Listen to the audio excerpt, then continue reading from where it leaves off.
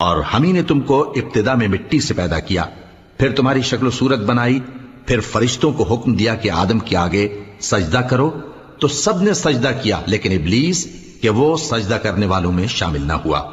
अल्लाह ने फरमाया, जब मैंने तुझको भी हुक्म दिया था तो किस चीज ने तुझे सजदा करने से बाज रखा?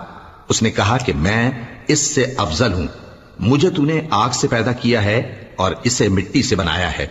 फरमाया, तू बहिश्त से उतर जा, तुझे शाया नहीं कि यहां तकब्बुर करे, बस निकल जा कि तू जलील लोगों में से है। उसने कहा कि मुझे उस दिन तक मोहलत अता फरमा जिस दिन लोग कब्रों से उठाए जाएंगे। फरमाया, अच्छा, तुझको मोहलत दी जाती है।